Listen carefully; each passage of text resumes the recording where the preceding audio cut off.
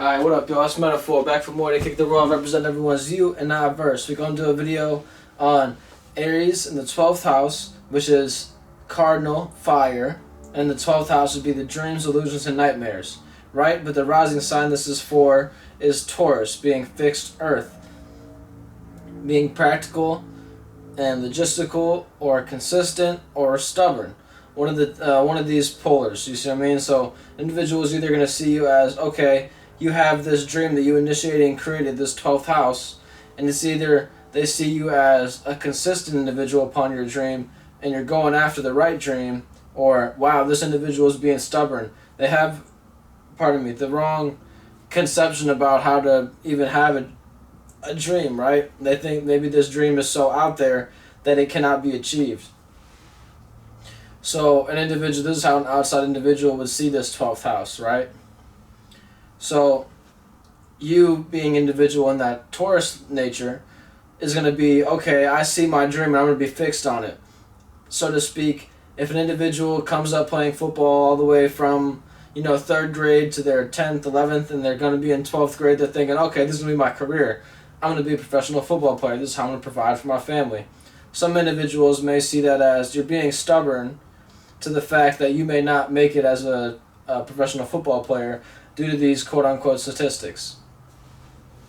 And the other side of it may see it as, wow, you've been consistent on this one dream since you've been a young individual.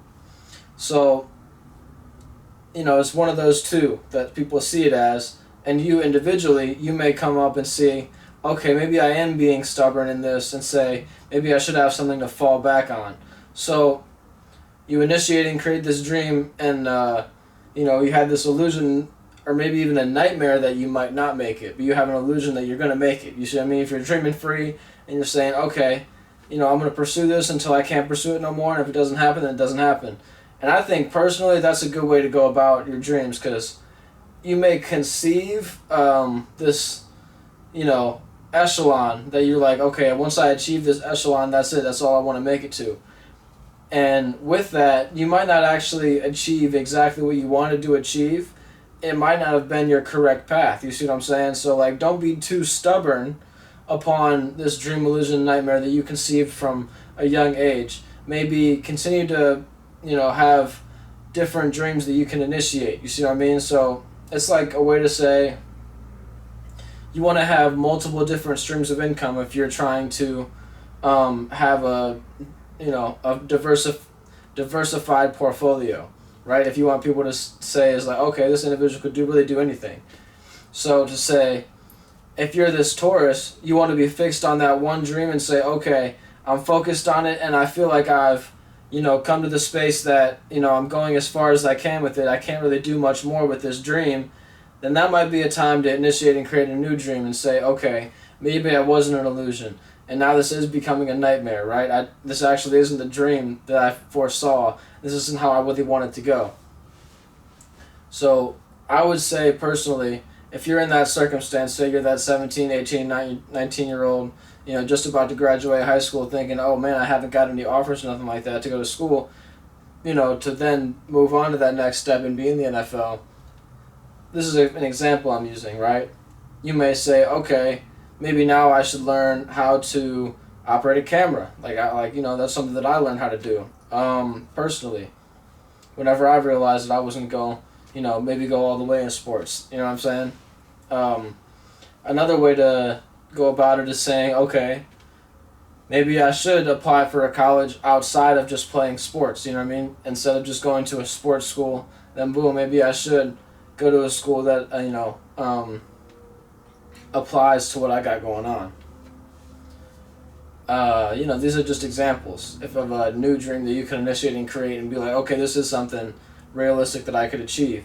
But if you have one of those dreams that you've initiated and created that say, like, I'm going to be a superstar, I'm going to be, as big as anybody could ever be, then honestly, no matter who's telling you that that's a stubborn dream or that it's an illusion and it's like something you'll never achieve, I personally believe that that's something that you should continue to put energy into, no matter how well or, no matter how well it's going, really. So to speak, like, be stubborn upon that dream and say, yeah, I am a superstar. Maybe not even in this realm. Maybe I'm building myself up for this realm, my spirit up for this realm, to advance me to that next portion of this, of this dream, and it might not even be in this aspect of this reality. See what I mean? So it's another way to look at it.